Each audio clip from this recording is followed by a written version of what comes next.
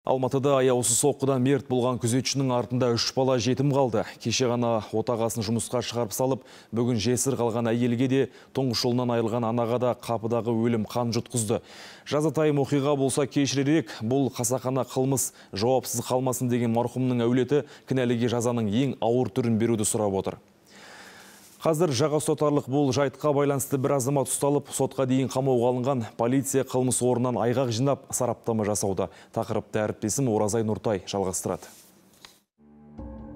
Түнгі сағат 2:30-да Алматыдағы элиталы саналатын тұрғын үй кешенінде болған бұл масқара көптің жағасын ұстатты. Белгісіз азамат жол талғамайтын көлікпен сол аумақтың күзетшісін қағып, бірнеше рет таптап өткен соң, аяусыз ұрғаны бейне камераға да түскен. Азғындыққа барған қаскөй сол сәтте ессіз жатқан адамды тоқтаусыз сабап, үстіне секірген.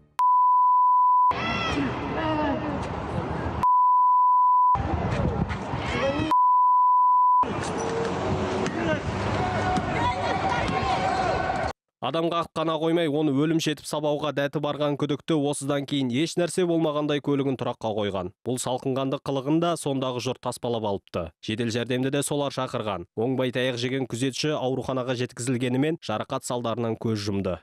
Адам өліммен аяқталған кикілжің басы дәл осы сынған әйнектен басталуы мүмкін. Куәгерлердің айтуынша, оқиға болған түні әлгі күзетшіні аяусыз сабаған азамат әуелі осы дүңгіршектің ішіне кіріп ішімдік ішкен. Кейін арада біраз уақыт өткеннен кейін ол сыртқа шығып, әйнекті шағып кеткен. Сосын көлігіне қарай жүріп, күзетші дәл мына осы маңға шыққан кезде оны қағып, кейін жұдырықпен соққыға алып, оны қан жуса қылған. Куәгерлердің айтуынша азғындыққа барған адам жат емес. Сол күзетші қарайтын тұрғын үйлердің бірінде өмір сүреді екен. Көршілері азаматтың бұған дейін де бейәдеп қылығымен бірнеше рет көзге түскенін айтады. Әр нәрсені оған әкеледі, көп бұзақылық жасайды, ата-анасына да бір қиындықтар туғызады. Терезені аша қойсам, ол жігіт уже машинамен бүйтіп артқа беріп, парковкаға машинасы қойып жатыр екен. Сосын мына жақтан бір ыңырсыған дауыс шықты. Он уже неоднократно. Ол мұндай қылығын бірінші рет көрсетіп тұрған жоқ. Бұған дейін диспетчерімізге, күзетшіге де қол көтеретін. Оған күдікті адамдар есірткі әкеліп, жиі бас сұғып тұратын. Сау кезін көрмеппін. Белгілі болғандай көз жұмған күзетші мұнда 3 жылға жуық уақыт жұмыс істеген. Оған айлық төлеген пәтер иелері кооперативінің өкілі қызметкердің жаман қылығы болмағанын айтып, күзетші мен күдікті бөтелкелес болған деген пікірді шоққа шығарды. Я опровергаю. Мен күзетшінің ішімдік ішті күдіктіден қарыз алған деген пікірді жоққа шығарамын. Бұл өтірік, ешкімнен ақша алмаған. Марқұмның жаға жыртысып төбелес шығаратын әдеті жоқ еді. Бәріне көмектесіп, міндетін атқарып келді. Бүгінде полиция оқиғаға қатысты 45 жастағы ер адамды ұстады. Қолға түсіру кезінде ол өзіне қол салмақ болды деген ақпар да бар. Құзырлы орган күдіктіні изоляторға қамады. Тергеу жүргізілуде. Марқұмның анасы мен әйелі кінәлі азаматтың жазасыз қалмауын талап етті.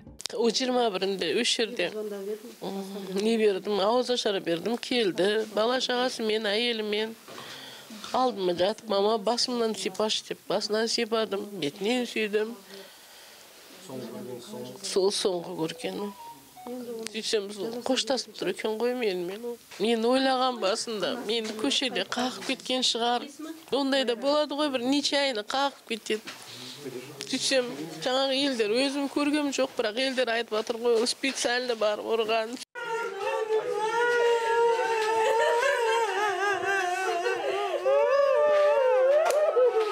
Бұл қапыда көз жұмған Нұрболдың туысының үйі. 42 жастағы марқұм жанұясымен жалдамалы пәтерде тұрған. 3 баласының үлкені 14-ке енді толған, кенжесінің жасы 5-тен енді асқан екен. Жесір қалған әйелінің айтуынша, бүгін күзетші күйеуі 2 күндік жұмысын атқарып бітіп, таңғы 6-ларда үйге оралу керек болған.